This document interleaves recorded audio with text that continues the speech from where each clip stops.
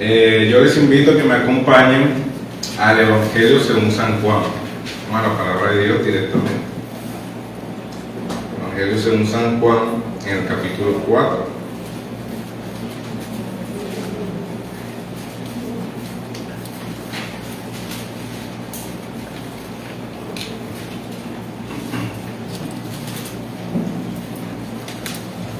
Listo, vamos a estar leyendo en San Juan, capítulo 4, los versículos del 5 al 15.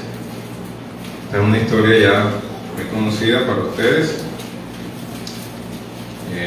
Y leemos entonces. Juan 4, versículos 5 al 15. Dice así. Llegó pues a una ciudad de Samaria llamada Sicar, cerca de la parcela de la tierra que Jacob dio a su hijo José. Y Jesús, cansado del camino, se sentó junto al pozo. Era cerca del mediodía. En otras versiones dice la hora sexta. Una mujer de Samaria vino a sacar agua, y Jesús le dijo: dame de beber.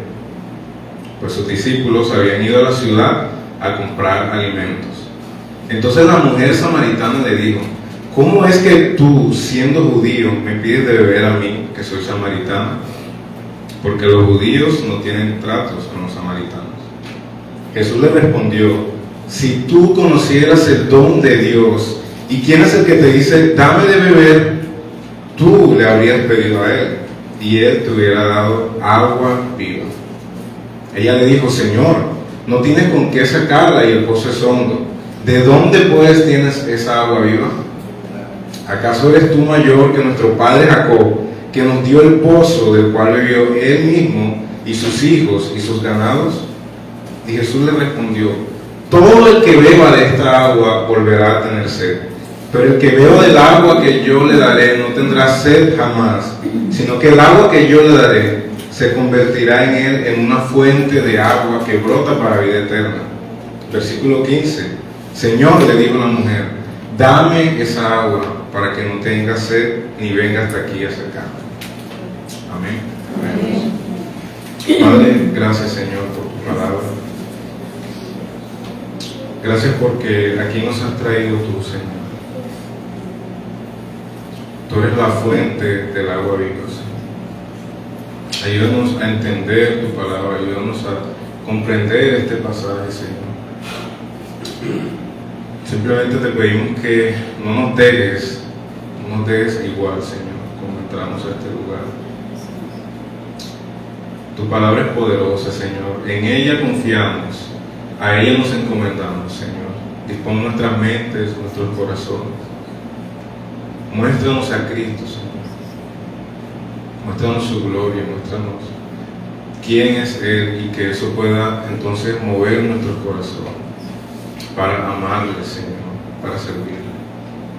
Esa es nuestra petición en esta mañana, Padre. Glorifica tu nombre, en el nombre de Jesús.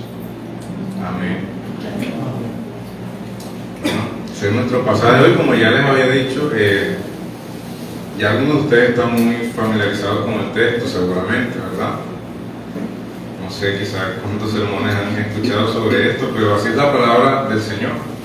Y los pasajes que yo leí, bueno, no es como todo el relato completo. De hecho, quise dividir este relato en dos sermones. El primero está pues a partir del capítulo 1 al 15, que es donde Jesús trata con esta mujer en el pozo acerca de temas como el agua viva, como su necesidad de él.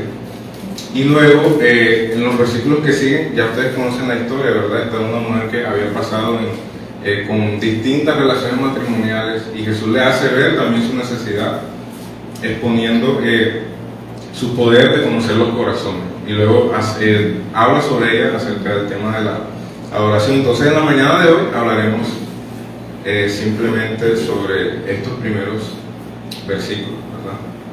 Entonces, bueno, ¿dónde estamos? Este relato en Juan 4, ¿verdad? Yo creo que es un relato inesperado, ¿sabes? Es una historia inesperada, y a lo largo del pasaje vamos a estar mirando por qué.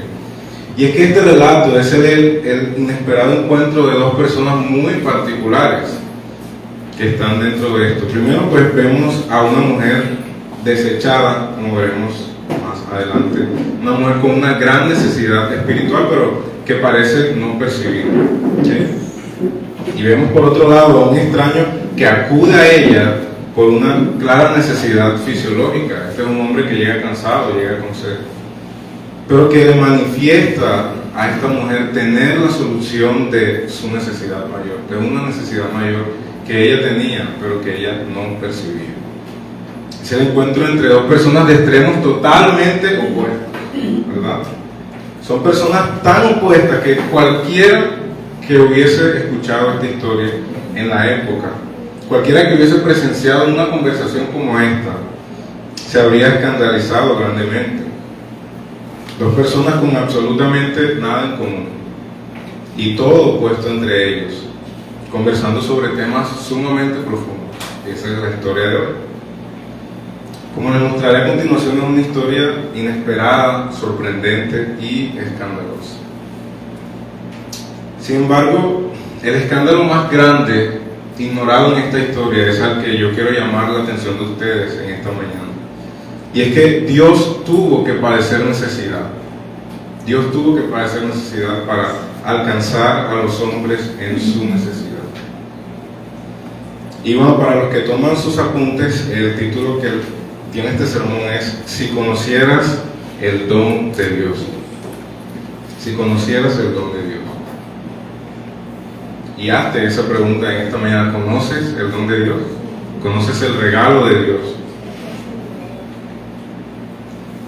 Y bueno, para resaltar la naturaleza tan peculiar de este relato, yo quise dividir el relato en 3 puntos principales. Número 1, una petición inadecuada. Número 2, una oferta inesperada. Y número 3, una necesidad ignorada. Si usted está ahí tomando sus apuntes, estos serían los 3 puntos. Así que esta es una historia escandalosa, ¿verdad? Y a medida que desarrollamos el pasaje, vamos a estar viendo el porqué de esto y qué tiene que ver esta historia con nosotros. Entonces, ¿dónde nos encontramos? Estamos situados en el último de los 4 evangelios, ¿verdad? El evangelio según San Juan, que de hecho, para los que conocen un poco sobre mí, es mi libro favorito de la Biblia, hasta el sol de hoy. El evangelio según San Juan. Y en la estructura de Juan nosotros encontramos 7 grandes discursos, ¿okay?, al lado de 7 grandes señales. Se dice que estos discursos y las señales de Jesús en Juan están íntimamente conectados. Entonces podríamos nosotros confeccionar una lista de 7 señales y 7 discursos. Por ejemplo, señales, bueno, empieza el Señor convirtiendo el agua en vino, ¿verdad? Ustedes conocen eso. Luego sana al hijo de un comandante, ¿verdad? Y paralelo con eso tenemos 7 discursos. Jesús en el capítulo 3 de Juan conversa con Nicodemo, un jefe, ¿verdad?, de la sinagoga allá en Israel. Ese es su primer discurso. Y luego entonces tenemos nuestro segundo discurso, que es la conversación con la mujer en el pozo, ¿verdad?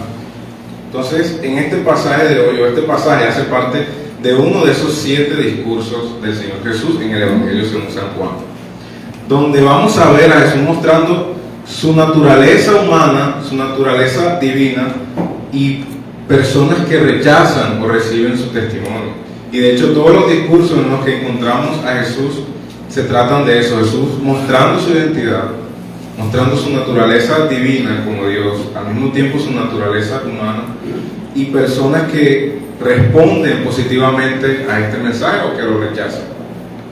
¿Okay? Y en este evangelio en particular es gratamente ver al Señor Jesús no solamente en medio de grandes multitudes, ¿verdad? Lo vemos como un hombre de multitudes, predicando grandes sermones a multitudes, a miles de personas, pero en este evangelio lo vemos particularmente también en conversaciones cotidianas, no solamente haciendo señales, milagros, prodigios, sino en conversaciones cercanas donde se revela a una sola persona a la vez. Y es muy interesante eso. Y es que hablar a las multitudes no exige una respuesta inmediata, ¿verdad? Ni siquiera da paso al diálogo o al debate cercano. Sin embargo, estos encuentros personales que tiene el Señor Jesús abren paso al diálogo y abren paso a la cercanía. Y esta es la forma de Jesús interactuar con las personas, y esto nos habla mucho acerca del Señor Jesús.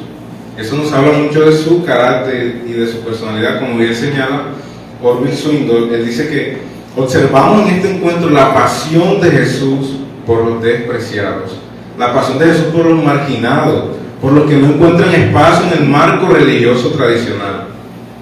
Este es el segundo discurso donde vemos a Jesús interactuando con una sola persona para revelar su identidad y dar respuesta a una gran necesidad. De hecho, si ustedes conocen, hermanos y amigos, el encuentro que Jesús tuvo con esta mujer es la primera vez que Él se revela como el Mesías. Y lo hace a una mujer, lo hace que, bueno, para esa época era significativo que pusiera una mujer. Lo hace a una sola persona y lo hace a una persona gentil. Un dato interesante también. Entonces, al inicio del capítulo 4 vemos a Jesús abandonando el área de Jerusalén y Judea para dirigirse nuevamente hacia el norte. Esto es un poco como de contexto para que entendamos qué es lo que está pasando. Usted se ubica en el capítulo 4, versículo 1. Y es que entonces Jesús emprende este viaje del sur de Israel hacia el norte, ¿verdad?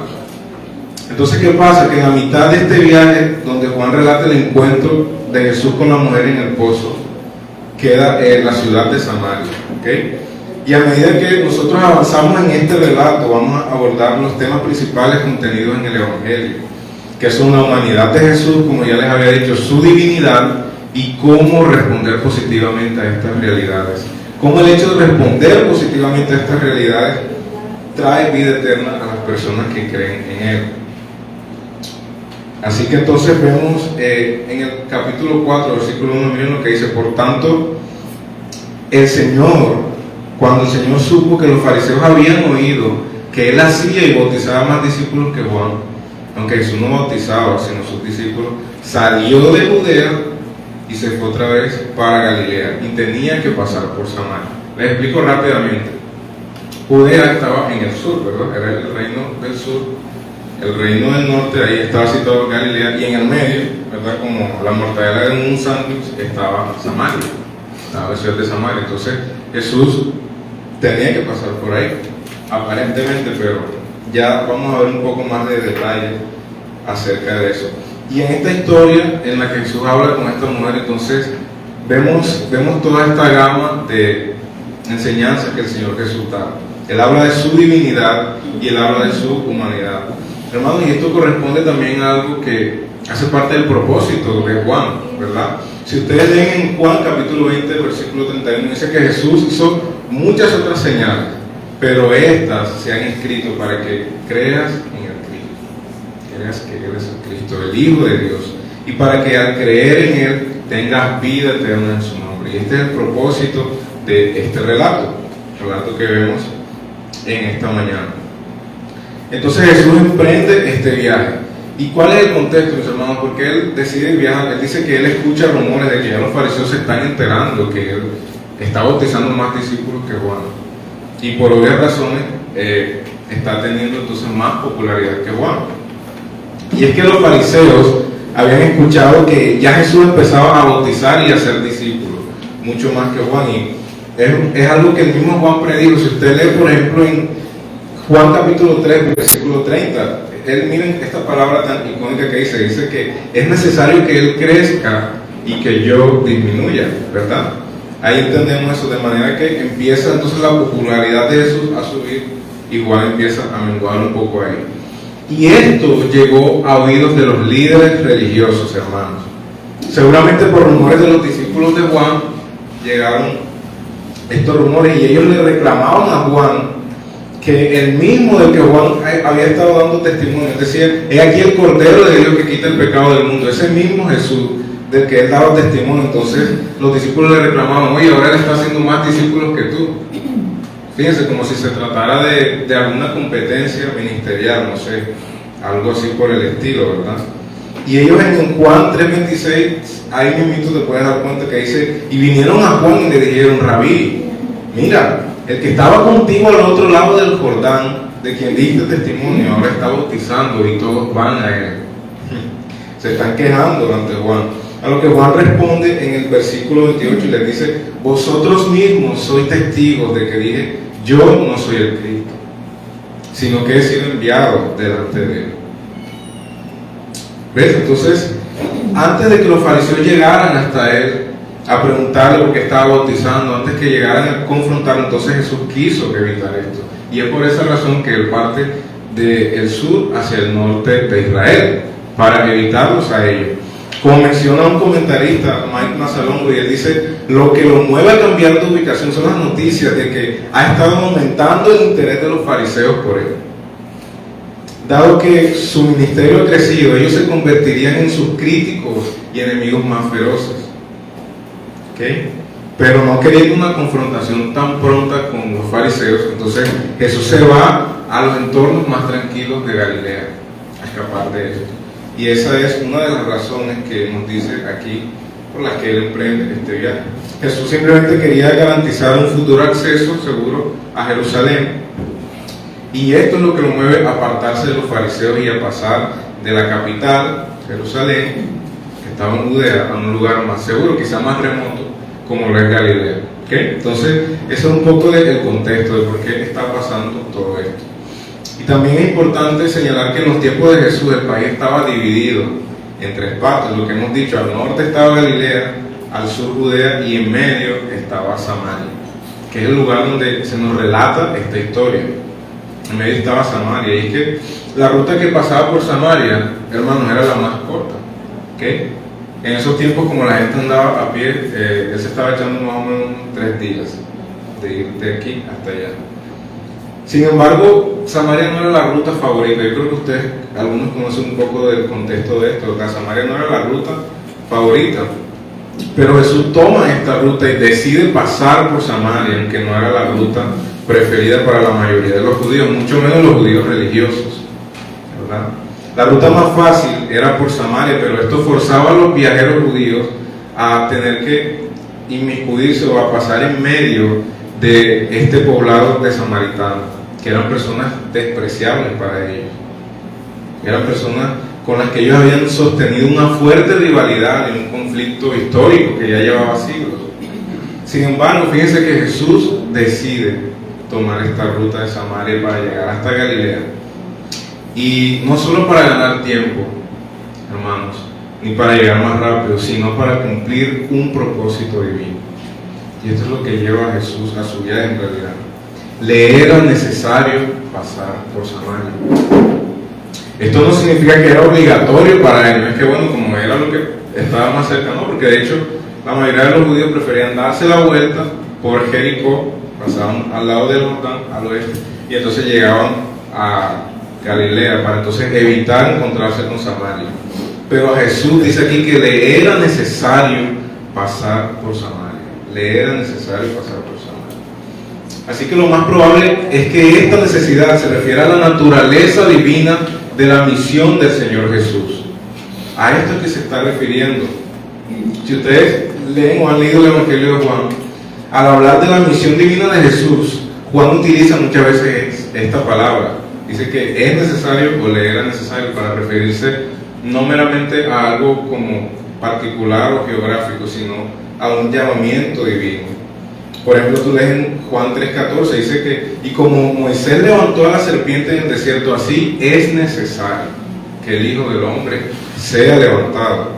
En Juan 9:4 leemos también, dice Jesús que me es necesario hacer las obras del que me envió.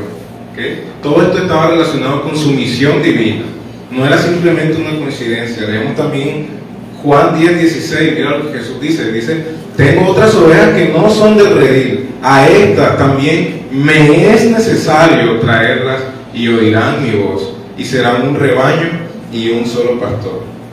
De manera que Jesús, como él nunca lo hace, él no se estaba moviendo por simple coincidencia, no se estaba moviendo por mera comodidad. Y esto es algo que quiero que ustedes tengan ahí en sus mentes, hermano, y es que Dios tiene una agenda. Dios tiene una agenda. Nada de lo que le estaba aconteciendo a esta mujer samaritana era una simple casualidad. Nada de lo que estaba haciendo Jesús era simplemente por temas geográficos. Absolutamente no. Este extranjero no llegó a tierra de Samaria simplemente porque cayó ahí por coincidencia, porque era lo más cercano y el camino más fácil para escoger. La agenda de Jesús es nada más y nada menos que la agenda de Dios. La agenda de Jesús es la agenda de Dios. La agenda de Jesús era dar gloria a su Padre, y era el agrado de Jesús dar gloria a su Padre. La prioridad del Padre era la prioridad de Jesús. De hecho, vemos más adelante en este mismo pasaje que Jesús le dice a los discípulos: mi comida es hacer la voluntad del que me envió. Entonces, ¿qué nos revela esto de Dios?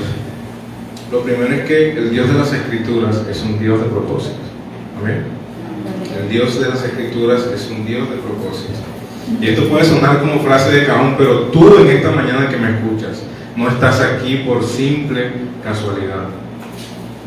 Dios se ha propuesto a encontrarte. Y Dios se ha propuesto a colocarte en este lugar, aquí, a esta hora y en esta mañana. Él tiene una intención contigo, de la misma forma que tenía una intención con aquella mujer samaritana que no tenía idea de que se iba a encontrar con este hombre. Dios tiene una intención contigo, y podemos aprender entonces que Dios es intencional en buscar al hombre.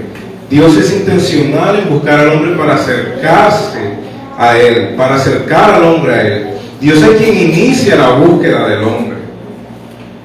Dios es quien inicia tu búsqueda, amigo y hermano que me escuchas. Esta mujer no tenía ni idea de que el encuentro divino que iba a tener con esta persona se iba a dar en ese momento. Ella no tenía absolutamente idea de nada de eso. Pero como veremos en breve, ella ni siquiera podía entender su necesidad de Dios. Así que Dios es un Dios de propósitos. Es un Dios intencional, y podemos decir entonces lo mismo de Jesús. Jesús era intencional en cada cosa que hacía. ¿Y de qué forma vemos entonces la intencionalidad del Señor Jesús? Y ese es el punto número 1. Una petición inadecuada. Versículos del 5 al 12. Vamos a leerlo. Dice que llegó pues a una ciudad de Samaria llamada Sicar, cerca de la parcela de la tierra que Jacob dio a su hijo José, y allí estaba el pozo de Jacob. Entonces Jesús, cansado del camino, se sentó junto al pozo, y era cerca del mediodía. Entonces una mujer de Samaria vino a sacar agua, y Jesús le dijo: dame de beber. Jesús le dijo a esta mujer: dame de beber. Wow, algo aquí que es imposible no resaltar, y es que, conociendo la naturaleza de Jesús, vemos a un Jesús cansado del camino. Juan es muy enfático, hermanos, en dar un énfasis marcado en la divinidad de Jesús. Parece ser que la cristología más grande que tú puedes extraer de la Biblia posiblemente la encuentres en este Evangelio. Y Juan se dedica a hablar de las demostraciones del poder de Jesús, de lo que él llama sus señales, ¿verdad? No solo lo oímos en el Evangelio de Juan decir que tiene, por ejemplo, igualdad con el Padre, o que pongamos nuestra confianza en Él con la misma devoción que lo hacemos con Dios. Él dice: creer en Dios, entonces crean también en mí. Son declaraciones fuertes, ¿verdad?, que Él hace en el Evangelio de Juan. Pero no solamente lo vemos en eso, sino que aquí vemos un despliegue también de los milagros sobrenaturales de Jesús, a los que Él denomina señales. Sin embargo, ahora Juan nos está mostrando a este Jesús tan humano, a este Jesús tan subordinado a las condiciones humanas más normales, a las que estuviéramos subordinados tú y yo, como lo son el cansancio, la fatiga y la sed. Y aunque Juan está remarcando todo el tiempo la divinidad de Jesús, también quiere dejar claro que Jesús, o que Dios más bien, se hizo hombre. Dios se hizo hombre, con todo lo que eso supone, incluyendo las limitaciones humanas, tuya y mía. Así que es interesante resaltar esto. Él llegó cansado del camino. Y es sumamente llamativo también observar que, aunque Jesús pudo haberlo hecho, no obró un milagro a favor de su descanso. ¿No han pensado en eso? Él pudo hacerlo, sin embargo, Él no obró un milagro a favor de su descanso. ¿O es que acaso no fue Él mismo en que en el capítulo 2 hace un milagro y convierte prácticamente 100 litros de agua en vino?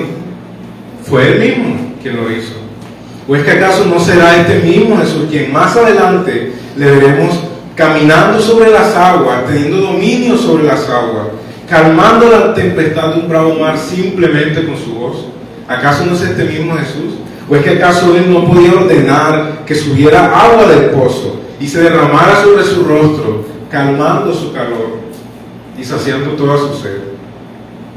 Sí podía hacerlo, pero este Jesús, Dios hecho hombre, quiso encomendarse a la caridad de esta mujer samaritana y le dice: dame de beber.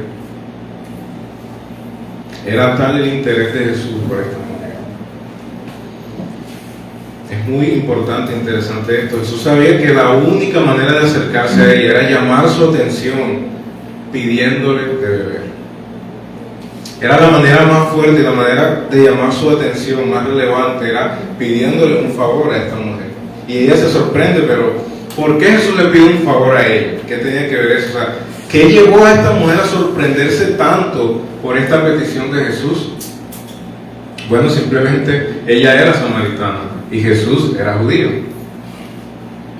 Ella era samaritana y Jesús era judío. Leemos en el versículo 9, la mujer samaritana le dijo: ¿cómo tú, siendo judío, me pides a mí de beber, que soy samaritana? ¿Cómo tú, siendo judío, me pides a mí, que soy samaritana? Y ella no lo conocía, pero probablemente por la vestimenta de Jesús, que era un rabino también, ella lo vio y enseguida se asombró de que él estuviera ahí, al lado de ella. Se había dado cuenta que este hombre era un judío y que sin embargo le hace esta petición. Y es que en aquella cultura era muy atípico y era muy vergonzoso y aún inadmisible que un judío con el perfil de Jesús, un rabino, tuviera las agallas para hacer esto, para hablar con alguien como esta mujer. Él es hombre, varón, él es judío y él era un hombre, pues obviamente ante la sociedad por eso religioso también, era un rabino. Y unas fronteras claramente definidas debían guardarle de una conversación con esta mujer. Ella era mujer, que para ese tiempo era algo impensable. De hecho, aún en la cultura judía era prohibido que un varón hablara en público con su esposa. Era prohibido que un varón hablara en público con su hermana. Era prohibido que un varón hablara en público con cualquier mujer. ¿Cuánto más Jesús, que era un rabino, verdad? Era alguien respetable. Entonces ella era mujer y él era hombre. Él era judío y ella era samaritana. Él era religioso y esta era una mujer totalmente religiosa. Y de hecho, como veremos más adelante, una reputación muy cuestionable. Amigo que me escucha, era una mujer despreciable ante la sociedad. Y entre los mismos samaritanos, imagínense, ¿verdad? ¿Cuánto más ante los judíos? ¿Okay? De hecho, esta es la razón por la que la vemos entonces llegar al pozo a mediodía, a la hora sexta. Les decía al principio, este es un relato escandaloso, totalmente escandaloso. Jesús no tenía que estar haciendo esto. Ella había sido marginada por su situación privada, que ya era conocida ante el pueblo. Y es que la hora normal en que las mujeres iban a sacar agua en el pozo era en la mañana temprano o después en la tarde, cuando salga el sol. Y yo creo que no es nada extraño para nosotros pensar en que las mujeres salían juntas a buscar agua en el pozo, ¿verdad? O sea, como que, quiero ir al baño, vamos todas, ¿verdad? Es algo muy típico, ¿cierto? Entonces las mujeres salían juntas al pozo. Y sí, en esa época el pozo era un lugar donde tú podías o encontrar mujeres, o si querías evitarlas, no pasar por ahí definitivamente. El pozo era un lugar estratégico donde habían siempre mujeres, ¿verdad? Sin embargo, fíjense que esta mujer está sola y Jesús la encuentra absolutamente sola, porque ella estaba marginada, ¿verdad? Entonces, a pesar de que la hora normal era la mañana o la tarde, esta mujer se va y espera hasta el mediodía. Parece ser que o bien las mujeres no querían estar con ella por su situación, o bien ella misma se había autoexcluido de la comunidad por vergüenza, quizás no quería que su conciencia fuese expuesta o reprendida. Esta mujer tenía que esperar la hora más difícil del día para sacar agua del pozo, amigos. Y es entonces en esa soledad del pozo, ¿verdad? Es en esa intimidad donde ella cree que está sola, abandonada. Es en medio de este abandono donde este respetado rabino sale a su encuentro. y hace lo inesperable, dirigirse a ella y entablar una conversación con ella. Otro aspecto para destacar de esto, de lo increíble de este encuentro, es que en los tiempos de Jesús había una tensión latente entre las regiones de Judea y Samaria, y esta estaba basada en asuntos culturales y religiosos, una tensión que llevaba años, de hecho podríamos decir que siglos ahí. Ellos tenían un desprecio mutuo, ellos se tenían un desprecio mutuo, como para resumirles la historia, que es un poco larga. Así que lo normal y culturalmente correcto es que Jesús y esta mujer no se hubieran dirigido. La palabra lo normal era que estos dos hombres se hubiesen ignorado mutuamente, estas dos personas. Pero lo sorprendente de todo esto no termina solamente con que un judío rabino se dirija a esta mujer de baja reputación, sino que ella le responde.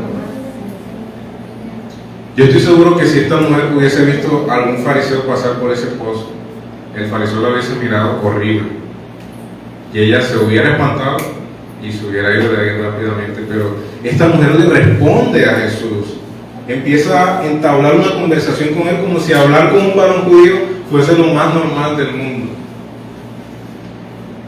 Como exclama el comentarista William Barclay, dice que por fin esta mujer había encontrado a alguien que no la condenara. Por fin esta mujer había encontrado a un varón que no la juzgara o la desnudara con la mirada. Por fin ella había encontrado a alguien que la hallara en su soledad y abandono social. Por fin alguien que le ofrecía una amistad limpia y comprensiva. Este es nuestro Señor Jesús. Y este es Él para todos nosotros. Él nos ofrece lo que nadie más nos puede ofrecer. Esta mujer hace una pregunta obvia, entonces. Ella está sorprendida. ¿Cómo es que tú, siendo judío, me hablas a mí que soy samaritano?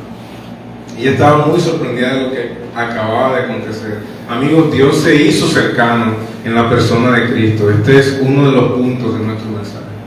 Dios se hizo cercano, Dios se hizo accesible y Dios se hizo condescendiente para con los seres humanos en la persona de Cristo. Nunca habíamos visto nada de Dios así de parecido, sino hasta que vino la persona de Cristo. En Cristo vemos a un Dios cercano. Miren, los hombres miran lo externo tuyo y se apartan de ti. Los hombres miran tus pecados y se apartan de ti. Pero Dios, que conoce aún la condición íntima de tu corazón, Él mira lo interno, mira la necesidad de tu corazón y se compadece y se hace cercano. ¿No tenemos aquí acaso mucho que aprender de nuestro Maestro? ¿Sí tenemos? Él se hace cercano, mira la condición del corazón y se acerca. En pocas historias de los evangelios se nos revela tan claro el carácter y la actitud de nuestro Señor Jesús.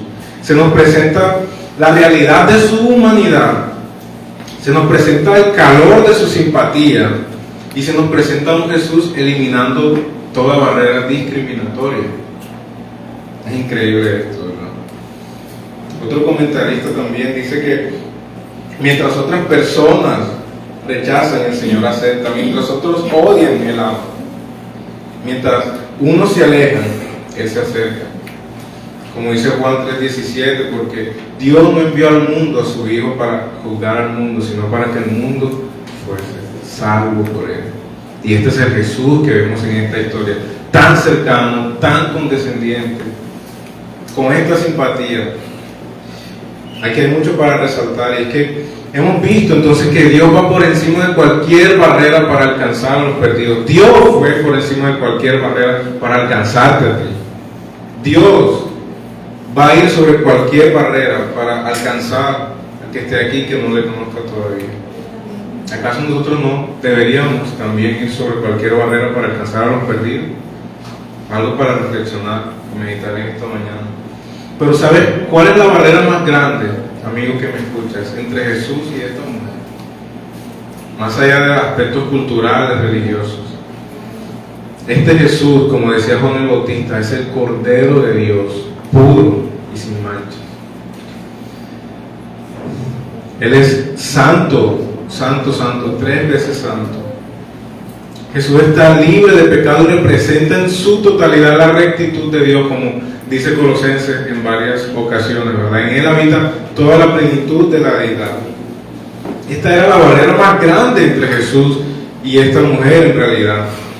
Jesús era recto, santo, porque Él mismo es Dios. Y esta mujer venía de una nación apóstata que mezcló el judaísmo con el paganismo asirio. Ya se pueden imaginar cuántos ídolos podría esta mujer tener.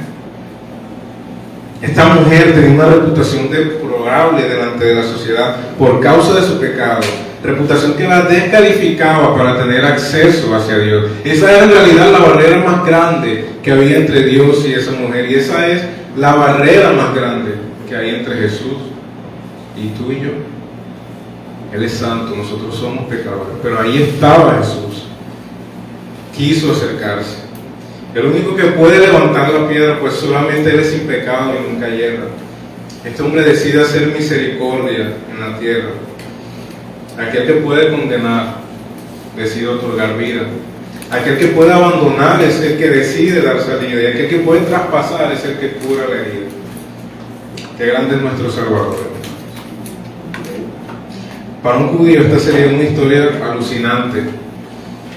Aquí estaba el Hijo de Dios, cansado, débil, sediento. Aquí estaba el más santo de los hombres, escuchando con simpatía y comprensión a una mujer.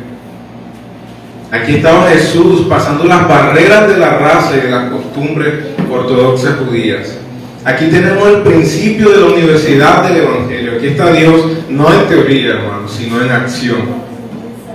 Este es nuestro Dios, no en teoría, sino en acción. Entonces, leemos el versículo 10, Jesús le responde. Jesús le responde a esta pregunta y le dice más bien, si conocieras el don de Dios y quién es el que te dice, dame de beber, tú le hubieras pedido a Él y Él te daría agua viva. Esta es la respuesta del Señor Jesús. Parece ser entonces que las cosas se empiezan a poner más extrañas para esta mujer, ¿verdad? Se ha encontrado con un forastero que no solo entabla una conversación prohibida con ella, sino que ahora la inquieta con un enunciado que la hace pensar en aquello en lo que ella no quería hablar y de aquello de lo que ella quería escapar, y era su necesidad, su gran necesidad. Él le dice, si tú conocieras el don de Dios y quién es la persona que te está pidiendo, los papeles se invertirían, tú le pedirías a Él y Él es quien te daría agua de vida.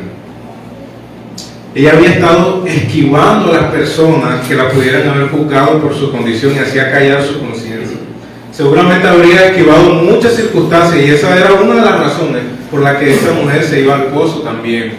Ella quería eludir preguntas que la hicieran meditar sobre su condición espiritual, pero ella no pudo escapar de una cita que había sido preparada para ella desde antes de la fundación del mundo. Ella no pudo escapar de Jesús. Es un encuentro del que ni tú ni yo podemos escapar. Tarde o temprano tendrás que enfrentar un encuentro así con Jesús y escuchar sus declaraciones. Quizás tú has pasado esta semana esquivando a Dios. Quizás has sido astuto o astuta en acallar tu conciencia durante mucho tiempo. Quizás te has dedicado a evadir cualquier tipo de pensamiento sobre la vida, sobre la eternidad, sobre Dios. Quizás has pasado toda tu vida en eso, ¿sabes? Quizás te has ido a la soledad de ese pozo tratando entonces de escapar de todo esto. No has querido meditar en si estás a cuentas con tu Creador. Pero aquí estás, en esta mañana. Fue Dios quien te puso aquí en este lugar.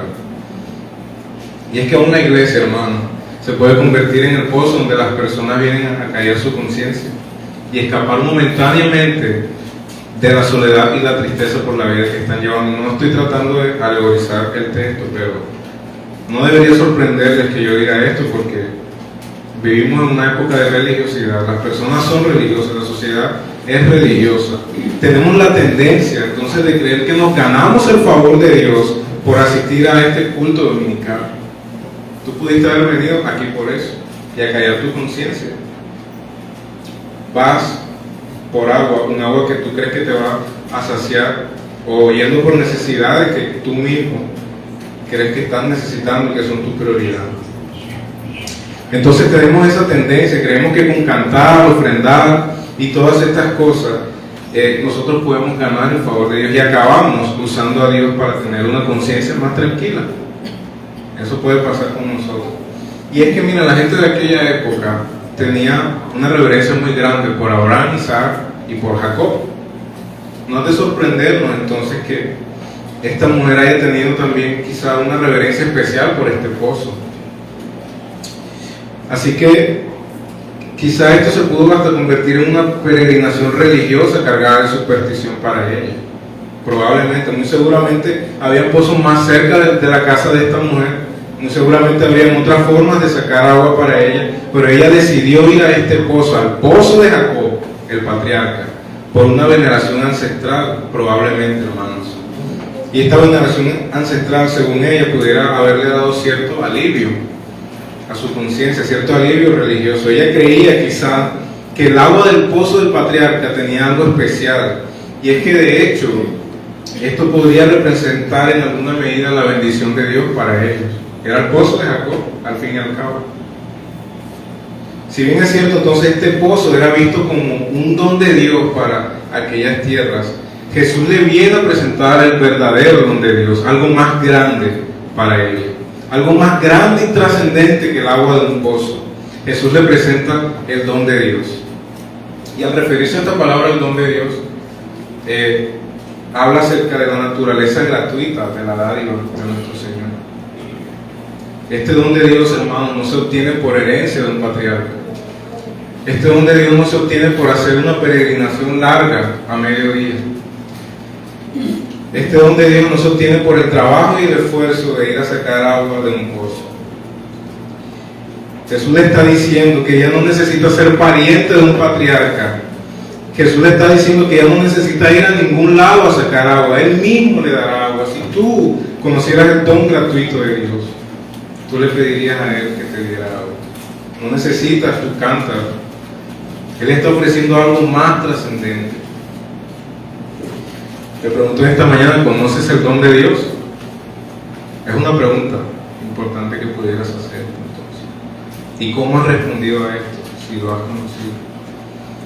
El relato de todo el Evangelio de Juan, en este Evangelio siempre se nos lleva a pasar de realidades físicas como agua a realidades espirituales como agua viva, ¿verdad? Ya esto lo hablé también un poco en la primera vez que estuve con ustedes.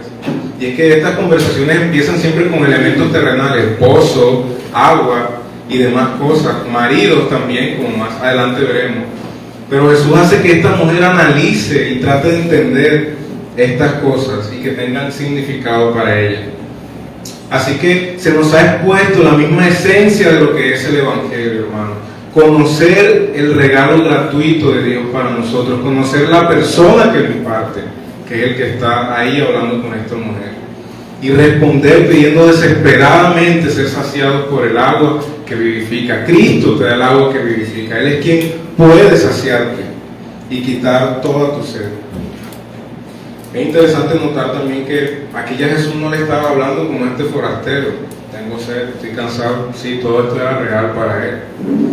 Pero ahora Él se presenta a sí mismo como el enviado de Dios que proveerá agua viva para esta mujer. Y no solamente para esta mujer, sino para todos aquellos que se acercan en dependencia de Él. El agua viva representaba para los judíos agua corriente, es decir, agua que fluía de un manantial, agua de un río o de un arroyo. Era agua en movimiento en contraste con el agua estancada de un pozo. El agua de un pozo era buena porque surgía de que se filtraba de la superficie e iba bajando y se estancaba ahí. Sin embargo, los judíos y los samaritanos entendían a qué se estaba refiriendo Jesús cuando dice esto. ¿Verdad? Era un agua que fluía, no era un agua estancada, era un agua en movimiento, lo que Jesús le estaba ofreciendo a esta mujer. El agua viva era sumamente valiosa y apreciada, y según la ley rabínica, era el único tipo de agua que se podía ofrecer y utilizarse en los lavamientos rituales. Era algo bastante significativo lo que Jesús estaba diciendo. Y esperábamos que esta mujer entendiera esto. Entonces, fíjense que en los versículos 11 y 12, entonces la mujer le responde: Señor, no tienes con qué sacarla, y el pozo está hondo. ¿De dónde entonces tienes agua viva? ¿Acaso eres tú mayor que nuestro padre Jacob, que nos dio este pozo, del cual bebieron él y sus hijos y su ganado? Todo el mundo sabía que en Siquén, en esta tierra donde estaba esta mujer, no había ríos ni arroyos. Incluso Jacob entonces tuvo que cavar un pozo para sacar agua. ¿Ok? Entonces la mujer razonaba, hombre, ¿cómo es que este forastero, este extranjero, intruso judío, alguien que apenas conoce el lugar, dice que él tiene agua viva? Él está ofreciéndome agua viva, aquí no hay ríos, no hay manantiales, simplemente pozos y tienes que excavarlo. Esta mujer no estaba entendiendo las palabras del Señor Jesús. La mujer se atranca en la metáfora de Jesús, hermano, y malinterpreta las palabras de Jesús.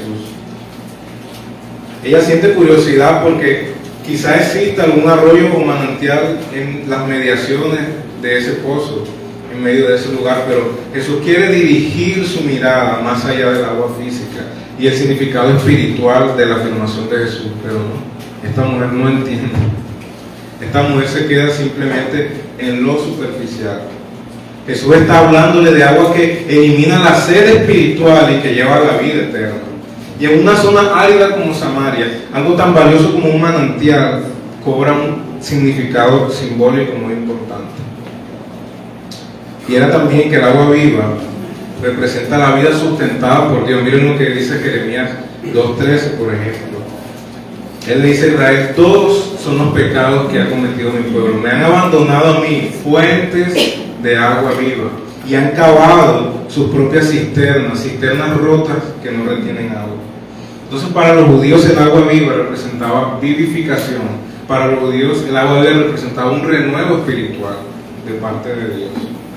En el Antiguo Testamento Dios se ofrece a sí mismo como agua viva y reprende entonces a Israel por abandonarlo y preferir agua estancada que ni siquiera se podría retener.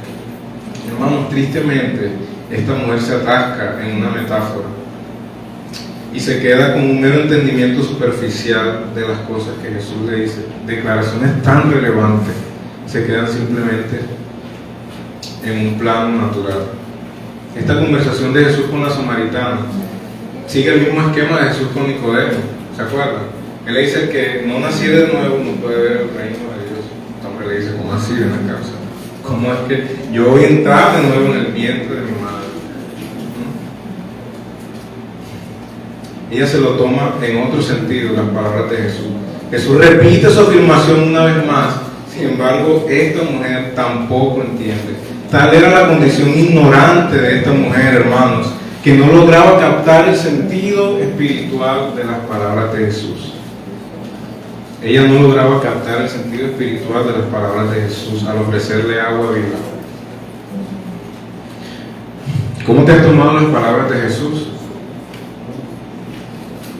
Pudiéramos entonces tener cuidado de darle un sentido meramente terrenal a las palabras del Señor Jesús.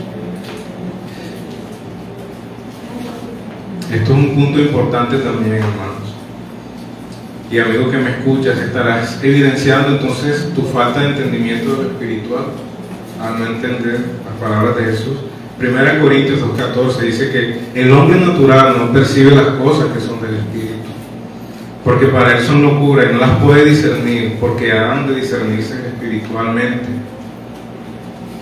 ¿Has evidenciado tú esto en tu vida entonces? Y tú, cristiano, también quizás entonces no seas como aún los discípulos, que a veces eran tan tardos para entender el sentido espiritual de las palabras de Jesús. Juan 4:32, más adelante, Él les dice: yo tengo una comida que ustedes no saben. ¿Y qué le dicen sus discípulos? Quedaron como que, entonces, ¿será que esta mujer le dio de beber o que alguien le llevó? Aún los mismos discípulos eran muchas veces tardos para entender el sentido espiritual y el sentido real de las palabras de Jesús. Ellos le decían: ¿le habrá traído a alguien de comer? Y Jesús le dijo: no, mi comida es hacer la voluntad del que me envió y que acabe su obra. Es tremendo esto. O podríamos ser como Pedro también, ¿verdad? Al cual Jesús reprendió en Mateo capítulo 16, versículo 23. Miren lo que dice él. Jesús habla sobre su muerte. Es necesario que el Hijo del Hombre sea entregado entre los principales sacerdotes, todo eso. Y Pedro: no, ven acá, Señor, que esto no te acontezca nunca. Tú no puedes morir así. Y el Señor le responde y le dijo: Pedro, quítate delante de mí, Satanás, le dice a Pedro, porque me eres tropiezo, porque no pones la mira en las cosas de Dios, sino en las cosas de los hombres. En cualquier caso, entonces, hermanos, pidamos que el Señor nos ilumine que ilumine nuestro entendimiento para que entonces nosotros podamos entender las palabras de Jesús y aferrarnos a ellas, no ser como esta mujer, no ser como Nicodemo. Precisamente Romanos capítulo 8, versículos 5 y 6 dice: porque los que son de la carne piensan en las cosas de la carne, pero los que son del Espíritu en las cosas del Espíritu. Así que es un punto importante. Ahora entonces, la oferta inesperada del Señor. Ya para ir cerrando, miren el versículo 13 y 14. Respondió Jesús y le dijo: cualquiera que beba de esta agua volverá a tener sed, pero el que bebiere del agua que yo le daré no tendrá sed jamás, sino que el agua que yo le daré será en él una fuente de agua que salte para vida eterna. Ahora aquí Jesús pasa a hacer una afirmación todavía más alucinante para esta mujer. Pero dice que Él puede darle agua viva y que esta agua le quitará la sed de una vez y para siempre. Lo curioso es que la mujer nuevamente vuelve a entenderlo de forma literal. Ella le dice: dame siempre esta agua para que yo no tenga que volver aquí a este pozo y sacarla. Hombre, ¿cómo así? O sea, el Señor está tratando de guiar a esta mujer, ¿no?, a la verdad. Ella está cegada, hermanos. Ella no entiende. Jesús está haciendo una de las afirmaciones más grandes y aún tempranas en su ministerio. Y a pesar de esto, la mujer no entiende. A pesar de que esta era un discurso introductorio a la presentación de Jesús como Mesías, esta mujer no entiende absolutamente nada de esto. Ella le dice que cómo es posible que haya alguien mayor que el mismo Jacob, que cavó un pozo y le dio sustento a muchas generaciones. Jesús, con esta declaración entonces le dice no solo que Él es mayor que Jacob, sino que se presenta a Él mismo como la fuente de provisión de agua viva. Hermano, Jesús es la fuente de provisión de agua viva. Jesús ahora señala la diferencia entre el agua natural y el agua viva que Él ofrece. Él dice: el agua natural te satisface temporalmente. Todo el que bebiere de esta agua volverá a tener sed. Sin embargo, quien beba del agua que yo le ofrezco se mantendrá. Es un agua viva que permanece en él. El agua viva satisface completamente y sin fin. Quien bebe del agua natural muere finalmente, les dice él también. Solo se mantiene vivo temporalmente. Sí, el agua es buena, pero solo temporalmente. Sin embargo, quien beba del agua viva espiritual nunca morirá espiritualmente. Esto es lo que él está tratando de decir. Y otra conexión es que la visión profética de la era por venir de Dios, de la que habla Isaías en Isaías 49:10, él dice que no tendrán hambre ni sed. Así habla Dios en el Antiguo Testamento. Era en Dios, solamente en Él que se encontraba la fuente de agua viva en el Antiguo Testamento. Un agua viva que satisface toda sed. El Salmo 36:9, David dice: contigo está el manantial de la vida, hablando acerca de Dios. Dice que del mismo trono de Dios salen manantiales de agua viva, Apocalipsis 22:1. El Señor es quien es la fuente misma de agua viva, en Jeremías 17:13. Él sería, entonces, o sería más bien en la era mesiánica, cuando la sequedad del pueblo de Israel se acabaría. Isaías 35:7. Hermano, cuando Jesús hablaba de traer a la humanidad la única agua que pueda apagar definitivamente la sed, lo que estaba haciendo era afirmar que Él era el ungido esperado en el Antiguo Testamento.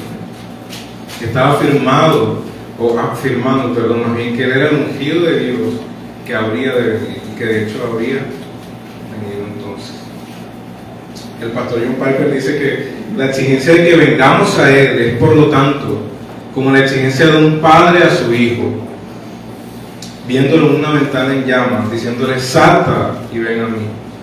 Es como la demanda de un marido rico, fuerte, tierno y guapo a una esposa infiel: ven a casa. O como la demanda de un escuadrón de rescate que te encuentra a punto de morir deshidratado después de días en el desierto y te dice: bebe esto. Así es la naturaleza de lo que el Señor Jesús está diciendo. Jesús mismo es el agua de vida eterna. Y debemos beber entonces de esa agua al creer en su palabra. ¿Y cuál es la forma en la que lo hacemos? Juan 6:63, Jesús dice: las palabras que yo les hablo, las palabras que yo les he hablado son espíritu y son vida. ¿Has escuchado las palabras de Jesús en esta mañana? ¿Cómo estás respondiendo cada domingo? ¿Cómo vas a seguir respondiendo a las palabras de Él? ¿Vas a beber del agua de vida? Las palabras que yo os he hablado son espíritu y son vida. Luego dice, pero hay algunos de ustedes que no creen. Cristo se ofrece esta mañana a nosotros, iglesia, y amigo que me escucha. Cristo se está ofreciendo a ti. Pero la ceguera espiritual de muchos, a causa del pecado, impide que puedan entender. La ceguera espiritual de muchos impide que podamos y que puedan entender las palabras de Jesús. Ni siquiera muchos de ustedes están percibiendo la necesidad de Jesús que tienen. No se percibe, no se entiende. Juan dice que todo el que practica el pecado es esclavo del pecado. Y bajo esta condición, entonces, ¿cómo nosotros podemos ir a Jesús y recibir entonces el agua que Él nos ofrece? ¿Cómo entonces nosotros podemos percibir la necesidad que Jesús nos da? Que Jesús nos está diciendo y llamando que bebamos. Juan 6:65, Él dice, nadie puede venir a mí a menos que el Padre se lo otorgue. Y se nos está diciendo, entonces, si tú conocieras el don de Dios, que otorga gratuitamente, tú le pedirías y Él te daría de beber. Dios debe otorgarnos y debe otorgarte la capacidad de ver tu necesidad de Él en esta mañana. Pídeselo. Quizás no la estés percibiendo, pero pídeselo.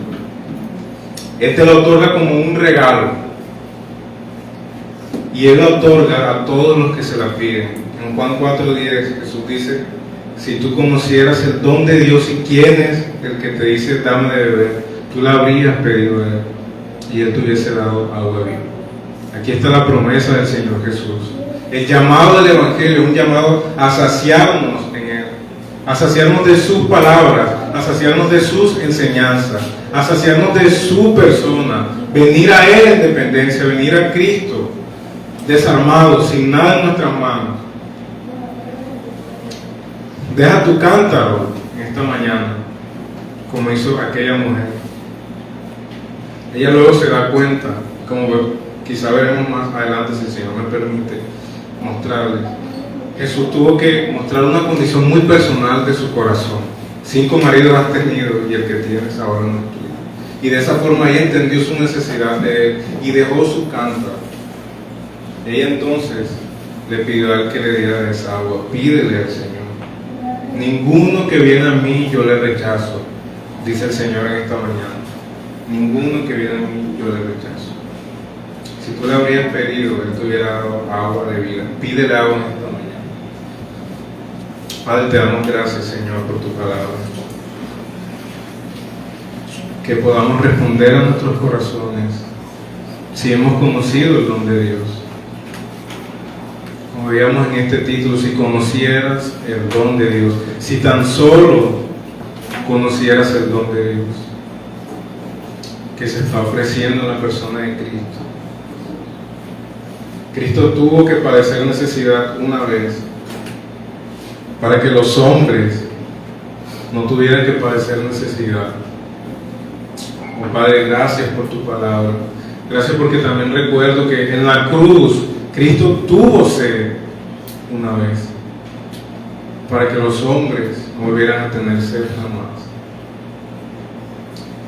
Dios estuvo cansado, Dios estuvo necesitado alguna vez de la caridad de los seres humanos en la persona de Cristo. Cuánta grandeza hay en su humillación, cuánta grandeza y cuánta gloria hay en nuestro Señor, quien se humilló hasta lo sumo por venir a rescatar a los pecadores, por venir a rescatarte a ti.